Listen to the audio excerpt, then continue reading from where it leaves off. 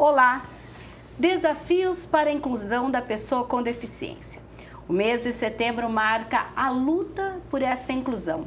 Apesar do Estatuto ter sido sancionado em julho de 2015 e trouxe uma legislação destinada a assegurar e a promover em condições de igualdade o exercício dos direitos e das liberdades fundamentais da pessoa com deficiência, visando a sua inclusão social e a cidadania, ainda há muito o que fazer. Os temas envolvem desde acessibilidade na educação, garantia do acesso à justiça, do direito de ir e vir, do lazer, da empregabilidade, entre outros. E para fazer essa reflexão, o Questão de Ordem de hoje discute os desafios para a inclusão da pessoa com deficiência com a doutora Maria Cristina von Zuben de Arruda Camargo, que é professora e doutora em educação, e também com o presidente da Comissão dos Direitos da Pessoa com Deficiência da Câmara Municipal de Campinas, o vereador Jorge da Farmácia. Sejam bem-vindos. A gente está em setembro, mas essa questão é uma questão que tem que ser discutida todo o tempo. Hoje, quando a gente fala nesses vários aspectos de inclusão, vamos começar, então, de acordo com a idade. Então, vamos começar a inclusão desde pequenos, então. Doutora Maria Cristina, seja bem-vinda. Qual o desafio, então, quando a gente fala da inclusão da criança que é deficiente? Quais são os aspectos para que ela tenha uma boa educação, acesso a lazer e outras coisas que são de direito de todo cidadão? É muito bom estar aqui com vocês, Nina. É uma alegria muito grande. Na verdade, né, a criança com deficiência toda e qualquer forma de deficiência, né, ela tem que ser vista como uma cidadã, como qualquer outra, com todos os seus direitos garantidos, né, que todo o atendimento priorizado, porque ela é uma criança que tem uma deficiência, seja a deficiência que for, né? Não existe aquela deficiência que causa maior ou menor dano, isso não existe. O que existe é a mais frequente e a menos frequente, né? A cegueira, por exemplo, é uma deficiência extremamente mais frequente. No entanto, ela é muito menos limitante do que uma deficiência intelectual, né? Então, existem normas, leis, determinações internacionais da ONU, da Organização Mundial de Saúde, legislação. O que não nos falta são leis. O que está faltando é cumpri-las, né?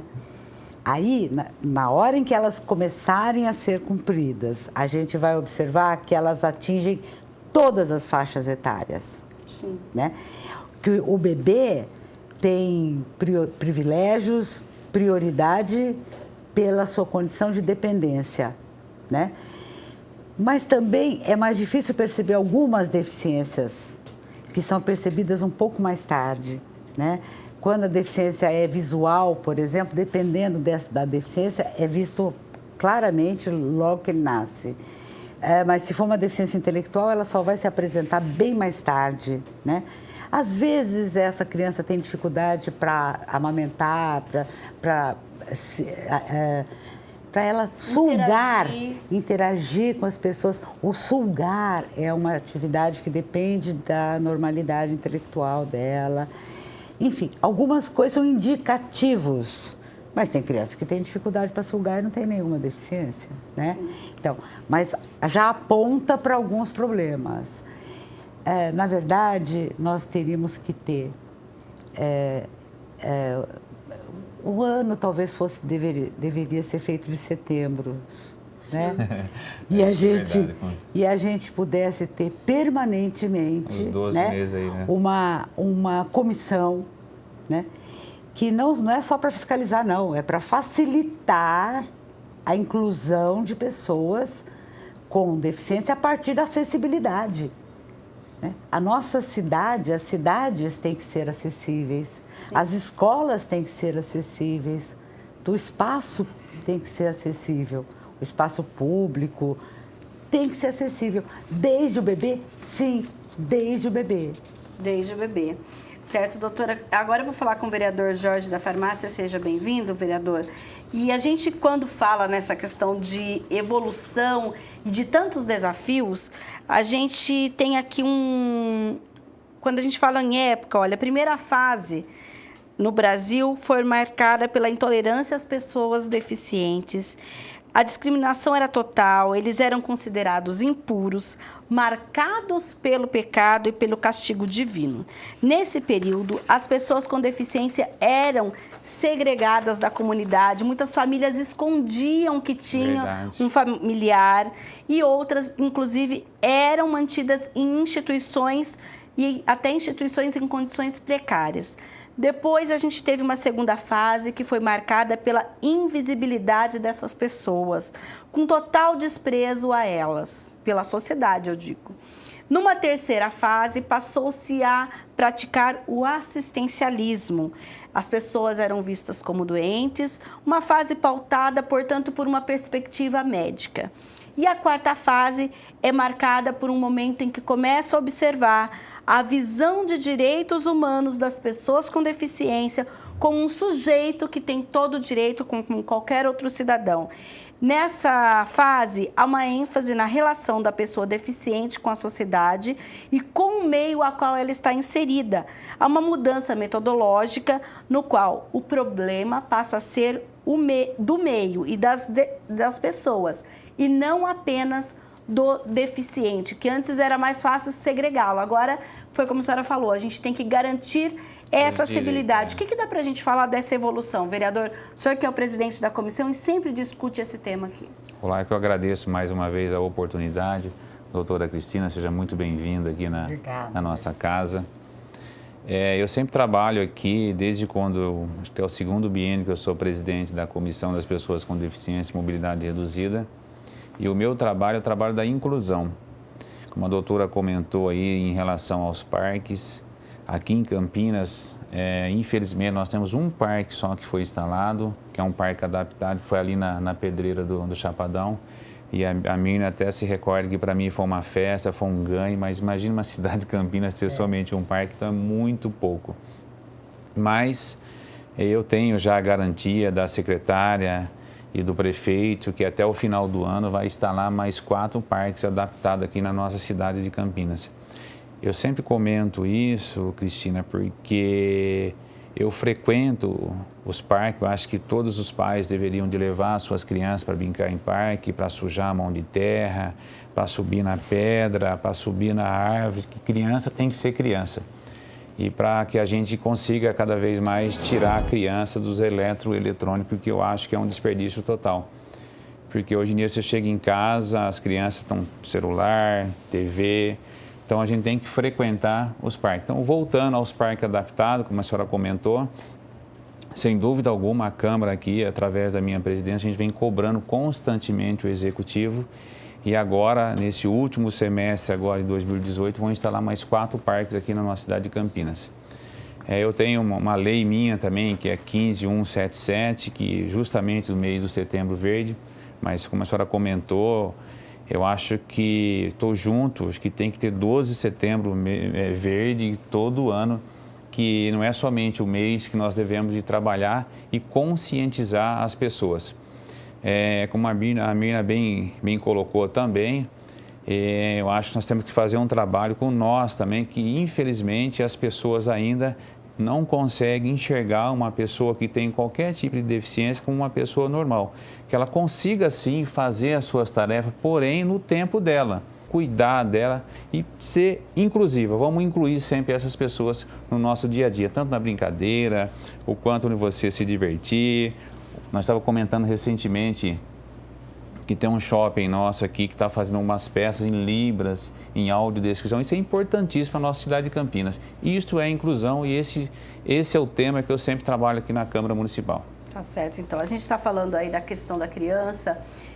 Quando a gente pensa em alguns testes no recém-nascido, que hoje, inclusive, alguns deles são leis, mas é uma prática médica, o teste do pezinho, o teste da linguinha, o teste da orelhinha. Isso tudo já ajuda a preparar o próprio ambiente, digamos, a rede pública, no caso, que muitos vão depender da rede pública durante toda a vida, para o atendimento a essas pessoas? Ou claro, não? Não, ajuda, claro que ajuda, né? Se nós tivermos o apoio, né? Veja, nós estamos dando para essa questão da pessoa com deficiência um cunho médico. Sim. Né? Então, isso ajuda porque se faz um diagnóstico precoce, né? E aí? Mas, por exemplo, a criança que é cega ou a criança que é surda, já sabe que ela vai precisar de uma educação especial. Sim. E aí entra uma outra coisa. Muitos municípios, inclusive existe o Plano Nacional de Educação, que fala da educação inclusiva. Mas o que a gente precisa? A gente precisa da educação inclusiva ou da educação especial? Qual é a diferença ou em que momento elas se encontram? A senhora, que inclusive é doutora em educação, pode nos ajudar nisso, doutora. Na verdade, a educação especial era um termo que se usava antigamente, né? Hoje ela tem que ser absolutamente inclusiva, né? Não importa mais que um deficiente visual conheça o braille. Ele pode ter acesso a todas as informações através de um computador, né? Mas ele tem que aprender a manipular esse equipamento, né? De uma forma diferente daquela que nós utilizamos, né? As pessoas que enxergam. A mesma coisa é verdade para deficientes auditivos, para deficientes físicos. Né? Mas tudo isso numa sala de aula com as outras crianças. Sim, e com apoio de professores especializados. Então, veja, a criança com deficiência, seja ela qual for, ela tem o direito de ter um professor especializado na escola onde ela está. Isso é direito. A legislação brasileira a respeito das pessoas com deficiência chega a ser perfeita, né? Por incrível que pareça, a gente fala tanto, né? Mas não precisa de lei para isso, precisa de lei para aquilo. Bom, não precisa de lei para nada. Está escrito lá. Então, mas Então, o que está acontecendo, pessoal? Vamos lá. A gente teve recentemente, inclusive, um caso na nossa região que foi noticiado até de uma família que, para aquela criança continuasse estudando e como ela precisava de um professor especializado, essa família teria que pagar mais essa escola particular, por exemplo. Sim. A gente fala de educação pública, que também faltam professores especializados, mas é uma questão da sociedade. Olha, já que eu vou receber um aluno que precisa de um professor especializado, você tem que pagar mais por isso. E a lei diz que não. Absolutamente. Agora, a lei atribui responsabilidade ao poder público, sim. Sim. Né? Ou o poder público pode dividir isso com organizações sociais? Pode, porque existe uma parceria. Ok. Né? Uma parceria não só em termos de verba, mas existe uma parceria quando se firmam os convênios com a Secretaria de Educação, Saúde, enfim. Existe essa parceria. É possível fazer isto. Sim, né? mas no caso de atendimento particular... Não, no atendimento particular a pessoa vai ter que... A família vai ter que arcar, sim. Sim. Não tem outra saída. Porque toda essa legislação é feita e montada para o poder público. São deveres e obrigações do Poder Executivo. Sim, mas então quer dizer que a gente ainda tem que avançar um pouco mais. A gente tem que avançar, na verdade, na execução do que está lá. Tá. Então, quando a gente fala de pessoas com deficiência, nós estamos falando de crianças deficientes auditivas, crianças com deficiência física ou intelectual. As grávidas também são pessoas especiais. Sim. Elas passam na roleta do ônibus? Não. Mas elas têm direito a passar. Porque, na verdade, a acessibilidade é ter o mesmo direito que qualquer outra pessoa. Ela tem direito a passar. Né? Existe nos nossos ônibus um local de forma que o anão, alguém com nanismo, sente sem ficar com as pernas penduradas, porque ficar com as pernas penduradas foi um método que foi muito usado na época da tortura, não só no Brasil. É uma forma de tortura. Você põe alguém sentado na cadeira, numa mesa com a perna pendurada, depois de uma hora ele não aguenta mais, ou até menos, porque dá problema de circulação, de retorno venoso. Sim. Então, é uma dor horrorosa. E, no entanto, a gente submete os nossos as pessoas, nossos cidadãos, que são nossos irmãos, né? Há uma situação dessa, quando você vai num cinema, você já viu em algum, eu sei que existe, viu? Existe um shopping aí que tem, alguma bilheteria mais baixa do que a comum? Bem mais baixa do que a comum? Não, eu também nunca. Pois é, então, mas o cadeirante tem direito a comprar a entrada dele, ele não precisa pedir para ninguém. Porque ele é um cidadão igualzinho a nós. Ele paga os impostos dele. E o anão é o cadeirante. Né? Aí a grande questão é, mas anão, né, Cristina, a gente só vê anão em circo. Né? De onde é que você tirou esse anão? Pô, de onde é que nós estamos tirando esses cegos? Na verdade, nós estamos condenando as pessoas com deficiência a estarem ausentes do nosso relacionamento. Porque não tem espaço para elas.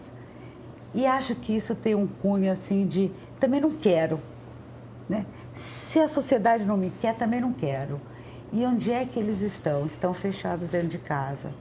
Sabe, Cristina, que é um trabalho que eu sempre comento, eu sempre falo, eu sempre faço, eu sempre tento de tirar essas pessoas dentro de casa. Porque eu acho que eles não devem ficar ali, eles têm que se expor, têm que vir, que eles têm todos os direitos, como eu tenho, como você tem, como ela tem. Tem que andar de ônibus, tem que pegar um táxi, tem que ir num parque, tem que ir num shopping, tem que ir num teatro, tem que ir numa lanchonete, tem que ter esses direitos iguais. Isso. Porque imagine só você deixar uma pessoa, um cadeirante dentro de uma casa o dia inteiro, a noite toda, no dia seguinte aquela rotina, então fica muito ruim para eles. Nós temos que retirar essas pessoas lá para que eles venham para a sociedade. Tem que ter um trabalho. Recentemente também eu fui representar a Câmara aqui, lá em São Paulo, da epilepsia, que é um problema seríssimo. Porque se você estiver fazendo uma ficha para você entrar numa empresa, por exemplo, se você declarar que você é epilético, você já é descartado. Sim. Você não entra.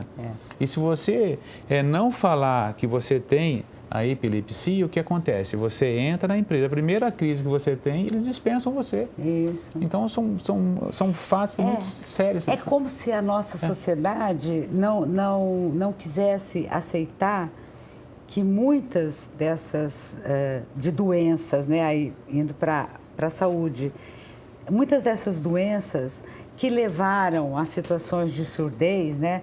Na época que nós tivemos aqui no Brasil a epidemia de meningite, eu estava no centro de reabilitação da Unicamp, o número de crianças surdas por meningite era uma coisa assustadora, né?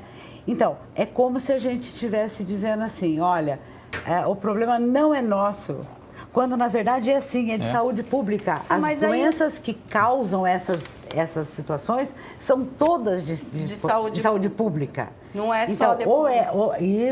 Ou não é só depois. Então, as secretarias de educação do nosso município, a Secretaria de Assistência, tem parcerias com as organizações sociais, né?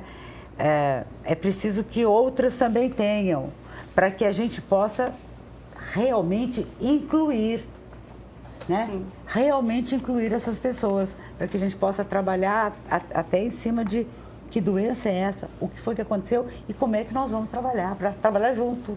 Doutora, você falou de surdez. Ontem eu participei de um campeonato de robótica na cidade de Jundiaí, fantástico.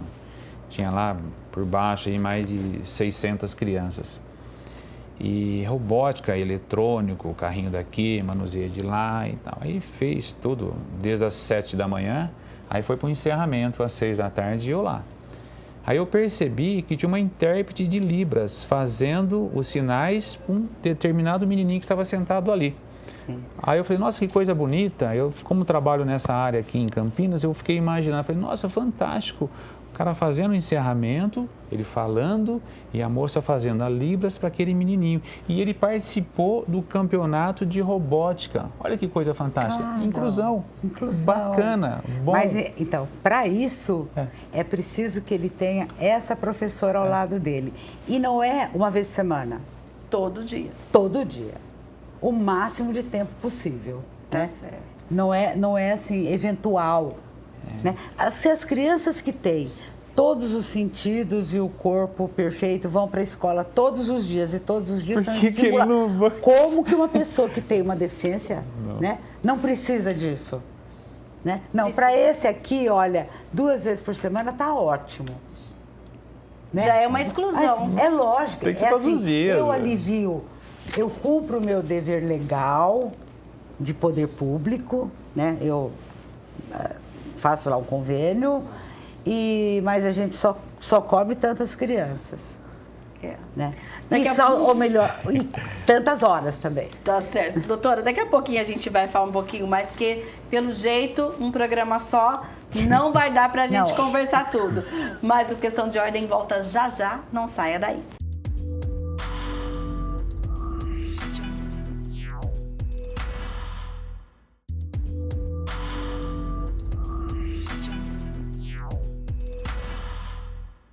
Segundo bloco do Questão de Ordem, que hoje discute os desafios para a inclusão da pessoa com deficiência. A partir de agora, a gente conta também com a participação do Mário César Melo da Silva, que é o presidente do Conselho Municipal da Pessoa com Deficiência aqui em Campinas. Seja bem-vindo, Mário. Obrigado. Também. A gente já falou no bloco passado sobre a questão da acessibilidade e desses direitos desde quando a pessoa nasce. A gente parou na questão do escolar, desse direito à inclusão, ao lazer. E recentemente eu fiz uma pesquisa e a gente teve aí um apontamento positivo para uma mudança, porque a Comissão de Constituição e Justiça aprovou em junho um substitutivo que fala de mudanças na regulação da curatela pelo Código Civil. Que a curatela, para quem não sabe, é a nomeação judicial de um terceiro, que é o curador, para cuidar dos interesses de uma pessoa considerada incapaz. Para as pessoas entenderem o que é, por exemplo, a partir dessa proposta, caso ela vire lei, a curatela só será obrigatória em casos bem peculiares, como o autismo grave. Uma pessoa com síndrome de Down, por exemplo, ela vai poder casar ou praticar outros atos da vida civil sem a intermediação de um curador, pois isso ainda não é possível. Se realmente o Brasil conseguir que essa curatela seja apenas nesses casos especiais, é um avanço? Primeiro, vereador.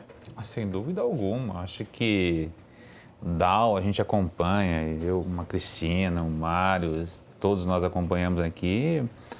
Eles têm que ter a vida deles, eles conseguem, Cristina. Eu já vi vários relatos, vários casamentos, vários namoros, cinema, eu já vi vários teatros, os dois juntos. Acho que de extrema importância, com certeza é um avanço aí fundamental. Mário, você que representa o Conselho, como você analisa se realmente a gente tirar essa imagem hoje do curador, quando a gente fala, inclusive o texto antigo fala muito de ele é o responsável pelo incapaz. Então, nós do Conselho, nós temos uma visão que é fundamental que isso venha acontecer. Por quê? Porque muitas das pessoas que hoje têm, seja qual for a deficiência que ela tem, não impede dela ter um relacionamento, dela ter uma família, dela constituir uma família. Até hoje, para quebrar com tal preconceito, né? Isso é fundamental, porque daí as pessoas também vão ver que essa população ela tem o direito e conquistou esse espaço. Então, nós que defendemos o direito da pessoa com deficiência, nós entendemos que é fundamental para que a gente possa mudar a história e que isso venha acontecer. Ô Miriam, sabe que, falando assim, eu comecei a recordar que tem uma série que está passando, Menino Autismo.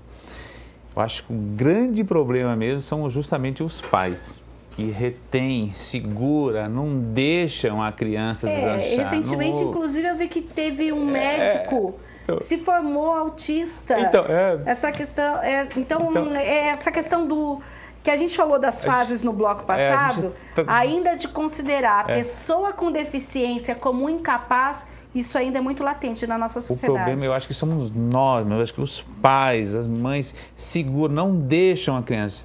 É igual eu estava comentando aqui. Mas aí não é o medo da sociedade também? Tem essa questão. Eu acho que assim, os pais temem pela segurança dos filhos sempre, né? Até os os mais capazes. A mãe olha para a cara dele como se ele fosse um idiota completo, que não sabe tomar o ônibus. Ela quer que ele ligue quando ele chegar lá, para ver se chegou bem. Verdade, seu motorista guiar direitinho, o motorista do ônibus. Né? Então, isso é próprio da maternidade, né? Eu imagino. As mães que seguram muito. Que seguram muito. Porque é uma atitude. Da lei, como, olha, eu não preciso de um curador, então, eu posso assinar por mim. Claro. E aí? Claro, aí é um avanço muito importante, porque começa aí e vai até todas as outras áreas. Que é aquela fase do reconhecimento do direito como cidadão. Isso, como cidadão. Ele é um cidadão. Ele tem os mesmos direitos que todas as pessoas. Sim. Né? Nada. E quando a gente fala, por exemplo, do casamento de alguém que é Down, né?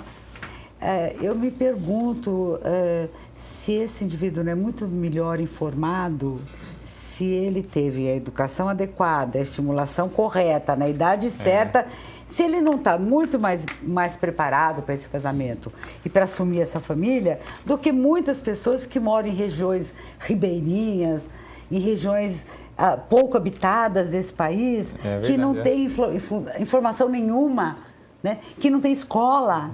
Né? Então, ele pode ser até melhor informado. Não é só que ele é igual, ele pode ser melhor. Porque quando a gente fala de inclusão, nós estamos falando para todos. Sim. Né? Agora, falando em inclusão, é difícil não falar também sobre a questão do emprego, mas antes pode falar, Mário. Tá. Não, pegando a questão do próprio conselho. O conselho, boa parte das pessoas que fazem parte do conselho são pessoas que têm alguma necessidade.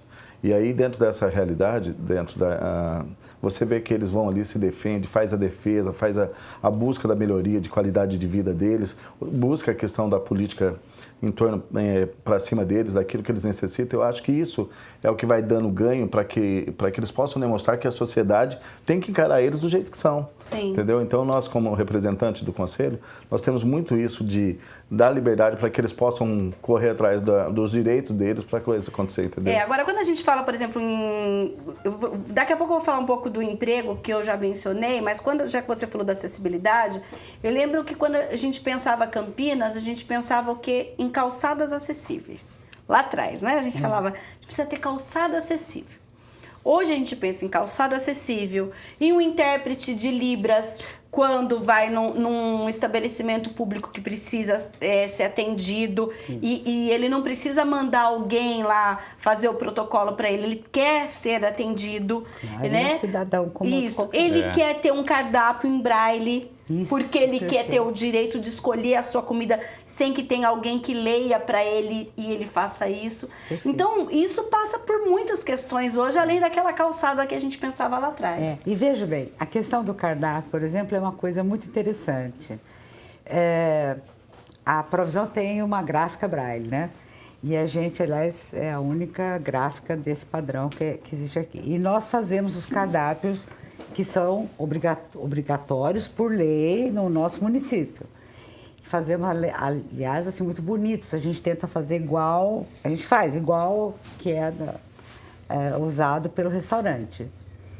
E atualmente, uma exigência, quando nós começamos, de vez em quando aparecia lá alguém de boa vontade, que porque tinha um vizinho, porque a tia tropeçou uma vez numa bengala e aí ele lembrou que existia deficiente visual. Sim. Então ele mandou fazer um cardápio. Era uma coisa que não tinha o menor sentido. Agora não.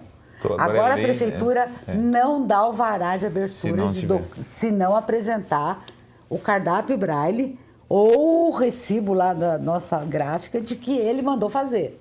Sim. Bem, então, para mostrar como a pessoa com deficiência não é exatamente, ela não precisa de tutela, sabe uma coisa interessante? Você sabe que a lei diz o seguinte, que a pessoa paga por aquilo que ela consumir, o que estiver no cardápio dela. Se um deficiente visual nos convidar para ir tomar qualquer coisa em algum bar, mudou o preço para todo mundo. Mas o dele não, porque o cardápio dele não é feito aos montes, é feito especialmente. E ele for a pessoa que nos convidou, ele vai pagar o preço que estiver no cardápio dele. O preço que está ali. E é justo. Então passa Ele por muitas... Claro. Só que as pessoas precisam saber disso. Ele é um cidadão como outro qualquer.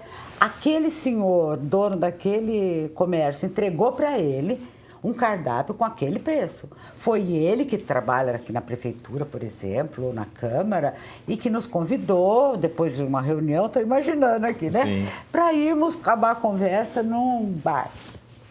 E nós fomos, e ele vai pagar, ele é funcionário, ele recebe tanto quanto qualquer outro. Sim. Ele quer pagar. Mas tem que pagar o que está ali. Mas ele paga o que está ali. E existe a possibilidade de uma fraude? Claro que existe. Existe. Mas por que o deficiente não pode fraudar? Claro. Ninguém pode, mas ele não conseguia.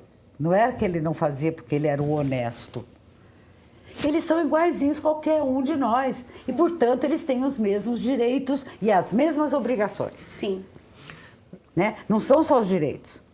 Não dá para desculpar assim, olha, fulano falou, não sei o quê, mas sabe, coitado, ele com essa cadeira de roda, ele é cego, ele não entendeu. Mas por que ele não entendeu? Claro que ele entendeu. Mas a comunidade das pessoas, inclusive você que é do conselho e tem muito contato com essas pessoas, eles querem sim também pagar por aquilo que é devido, eles querem também cumprir as suas obrigações, né, Mário? Verdadeiramente, assim, eu acho que uma das coisas que muito interessante é que eles querem ser tão bom quanto a gente, ou seja, eles querem de fato fazer tudo aquilo que a gente faz e do melhor. E eles se propõem a fazer, inclusive, melhor do que a gente, porque eles entendem que eles não podem dar brecha para que as pessoas possam se aproveitar de alguma dificuldade que eles têm. Então, eles são sempre, eu costumo dizer que é melhor, porque com toda a dificuldade eles conseguem fazer coisas muito melhores do que a gente. Sim, então, agora, qual que é o X da questão? Eu só vou dar uma voltadinha aqui atrás. Eu assumi o conselho nós tínhamos tido uma pré-conferência, e dentro dessa pré-conferência nós tínhamos tirado mais de 60 eixos para discutir.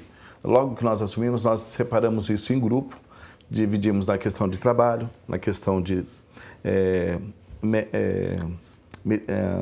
questão médica e a questão de acessibilidade. E dentro desse contexto, no que nós fizemos essa divisão, nós estamos hoje chamando a responsabilidade de cada setor.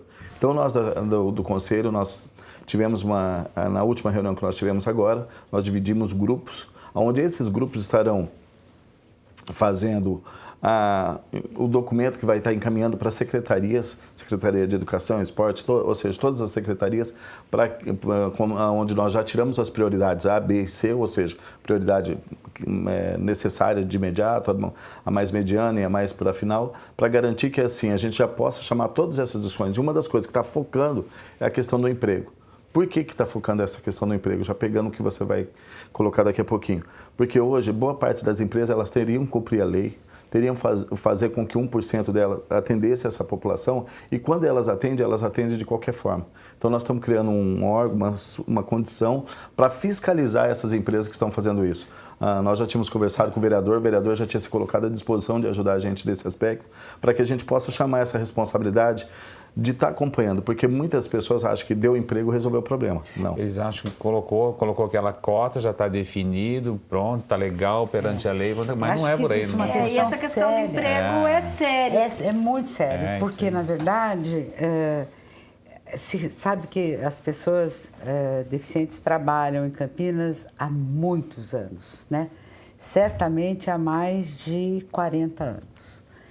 E tudo acontecia com muita facilidade, porque quem fazia esse serviço era uma pessoa especializada naquela deficiência.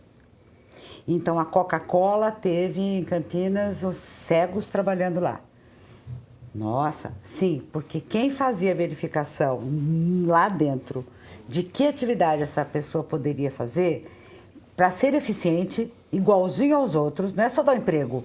É claro. Né? Ele tem que produzir como todos. Sim. Tem que ser localizado uma função na qual ele vai produzir como qualquer outro funcionário. Porque senão chama caridade, chama favor, não chama emprego. Emprego, que é o assistencialismo emprego é aquilo que nós a gente está temos, tentando todos. deixar, né? Eu quero que a gente quebre mão disso. Então por isso é muito sério. Porque vira assim uma coisa, uma benevolência. Né? Vamos cumprir a lei, porque senão vem aquele fiscal, não sei das quantas.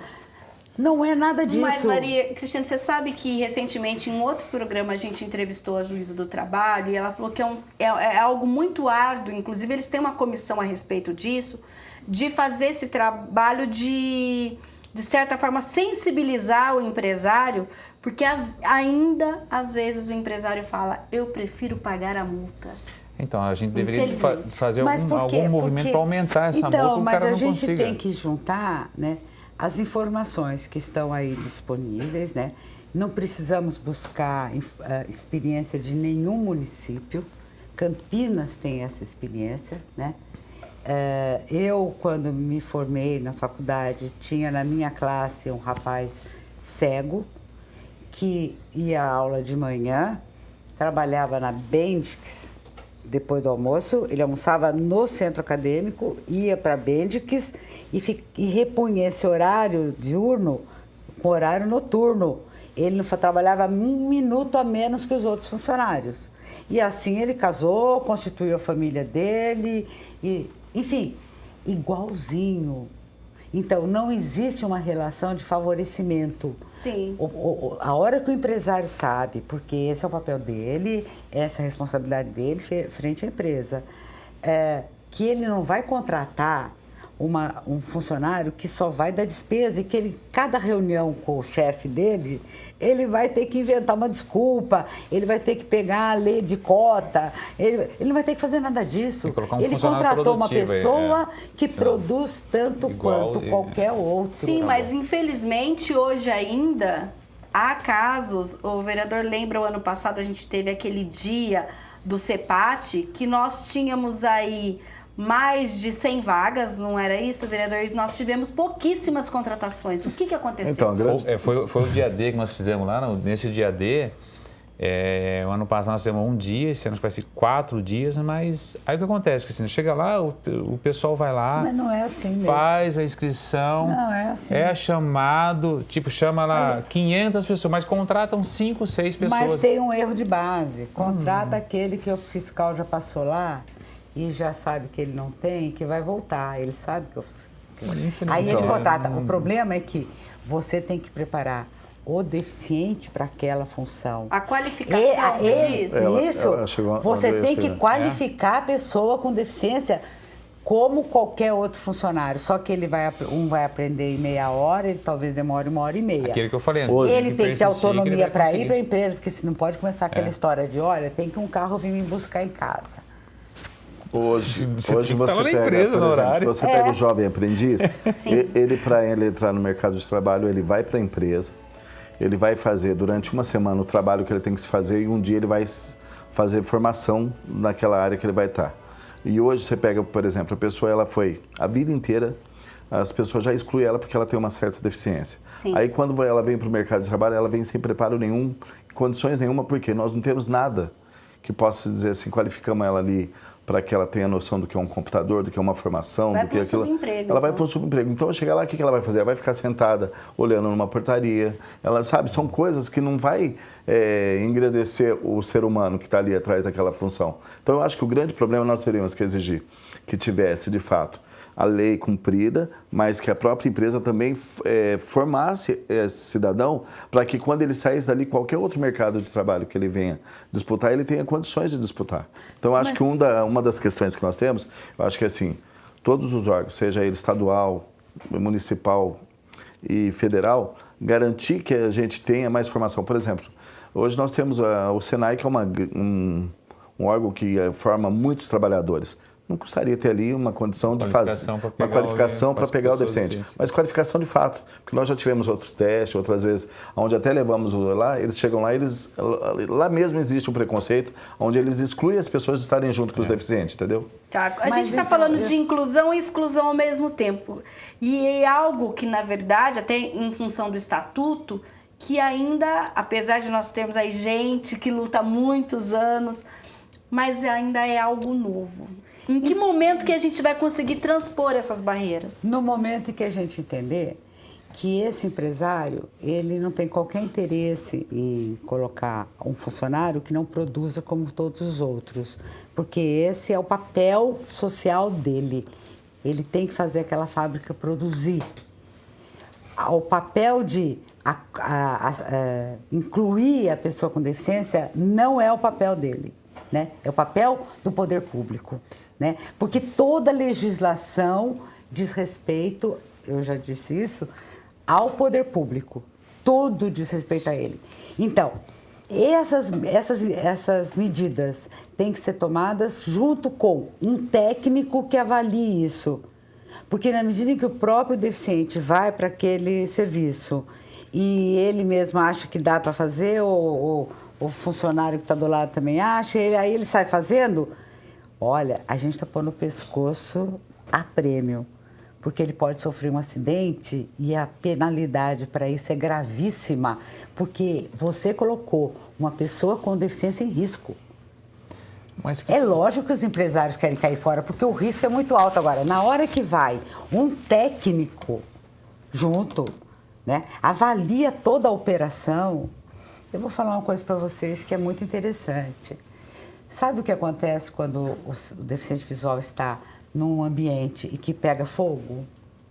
Não. Numa fábrica, se pegar fogo, toca o alarme, sai todo mundo correndo para a porta, né? E o deficiente visual? Ele sabe onde é a porta, mas o deficiente visual corre na direção do estímulo que ele está recebendo.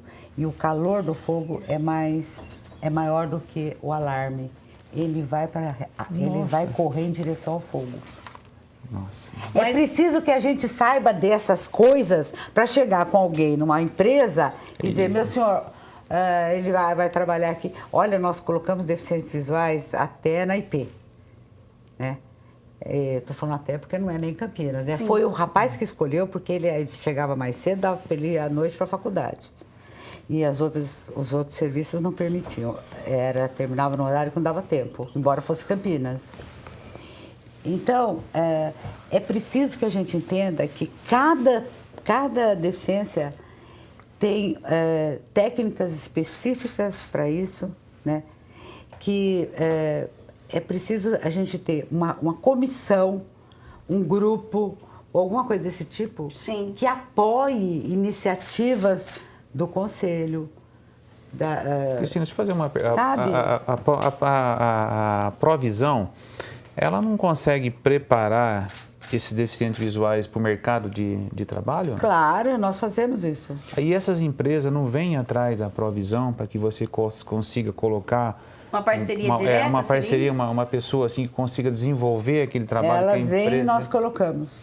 Isso então, é bom. eu acho que o legal dessa história seria assim, ó, é que a demanda nossa também é enorme, né? Eu acho que assim, e o problema está lá atrás, que a gente já né? discutiu no primeiro bloco, que é a educação também, que já foi a educação sem a inclusão desse profissional que hoje está no mercado. São exceções aqueles que conseguiram ultrapassar essas barreiras, mas é algo que a gente tem que construir com os pequenos, né? Isso é a minha visão.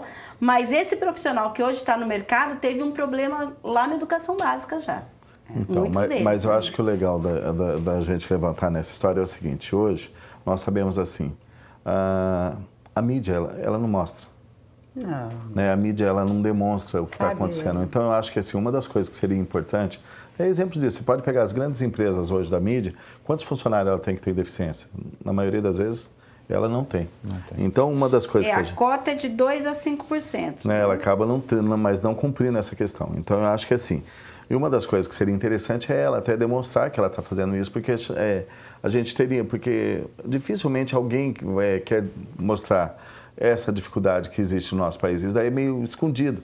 Então, eu acho que uma das coisas que ela está colocando assim, acho que nós temos aqui em Campinas a provisão que a gente sabe do trabalho, sabemos da integridade que esse povo tem em fazer o social.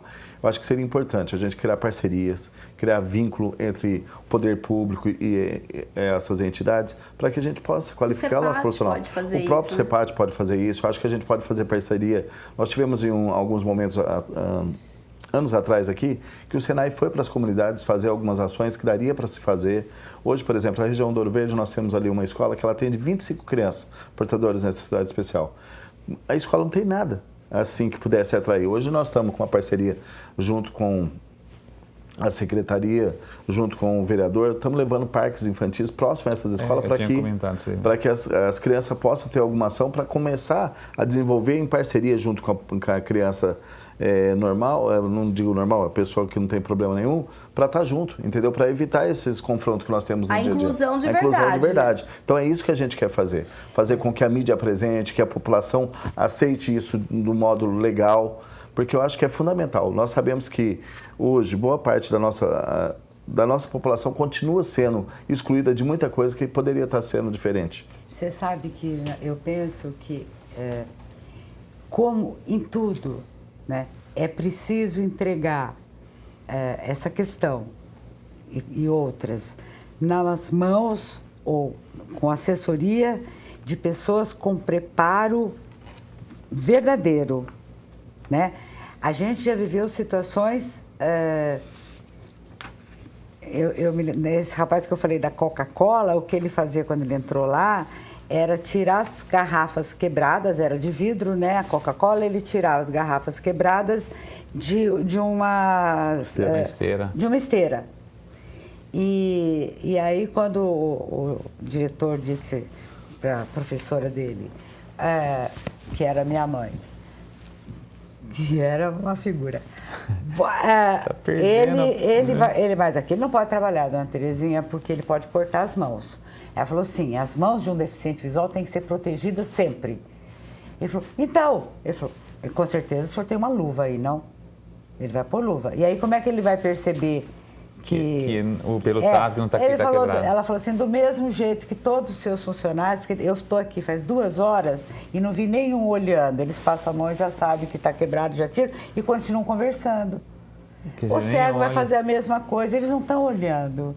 Sim. Quer dizer, só quem tem o preparo da competência do deficiente visual ou do deficiente auditivo, ou, né, é que é capaz de convencer o empresário, né?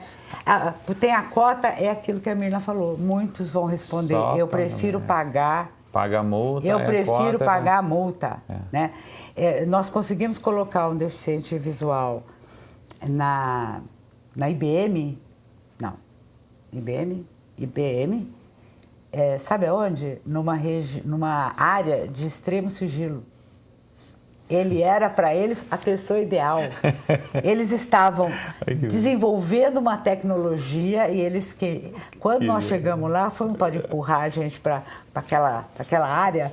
Eu falava, gente, deixa a gente andar aqui um pouco, tomar um cafezinho. Não, a ordem que eu recebi é assim que vocês chegassem, leva vocês para lá.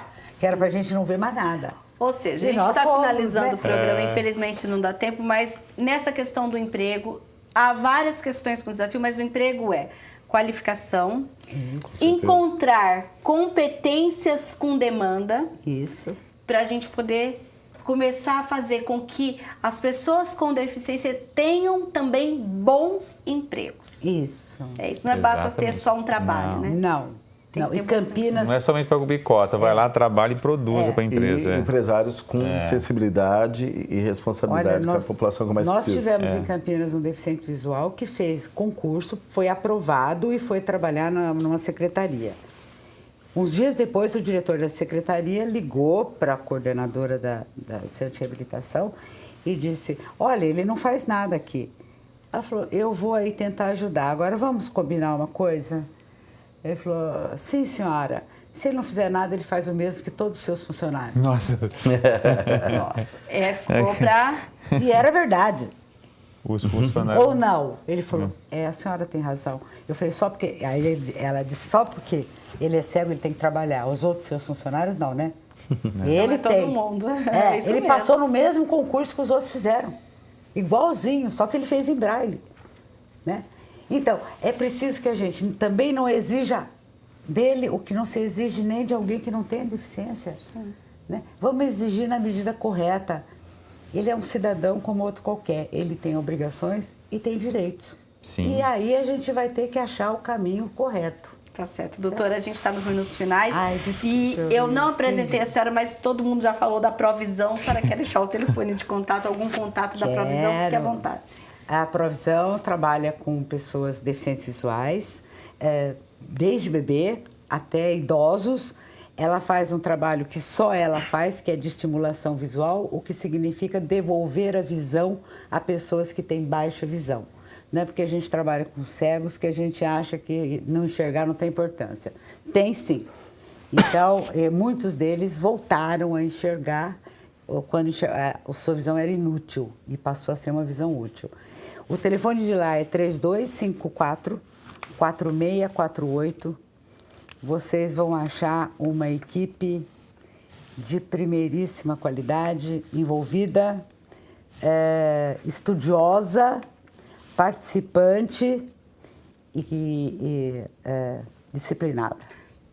Obrigada, doutora Mário, o telefone do conselho então, também. Eu vou deixar o meu pessoal, que nós estamos mudando o telefone lá. O meu é o 9870-65000. Nós estamos toda segunda, quarta-feira do mês, é a nossa reunião na Casa dos Conselhos. Que fica na Ferreira Penteado, Isso, né? na Ferreira Penteado. Contando com vocês lá, a participação de todos. Vereador, o telefone do gabinete, para caso alguém queira entrar em contato com a comissão. 3736-1410.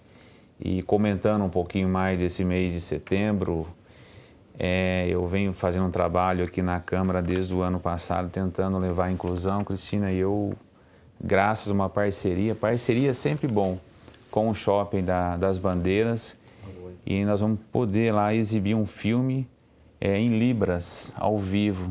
Isso vai ser inédito aqui na nossa cidade de Campinas, principalmente para o surdo. São 106 ingressos que nós temos, a venda são a 10 reais. Vai ser dia 21 agora, às 9 horas, e esses ingressos podem ser adquiridos na Pascamp ou no Centro Cultural do Surdo ou na Assuncamp. Então espero que os surdos vão lá, compareça, porque vai depender muito do surdo para que nós possamos ter 12 de setembro durante o ano.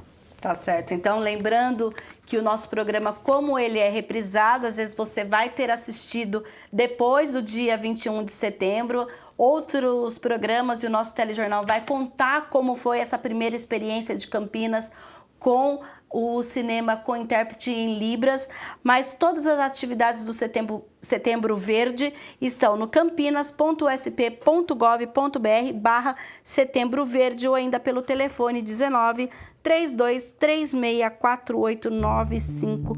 A gente fica por aqui e até um próximo Questão de Ordem.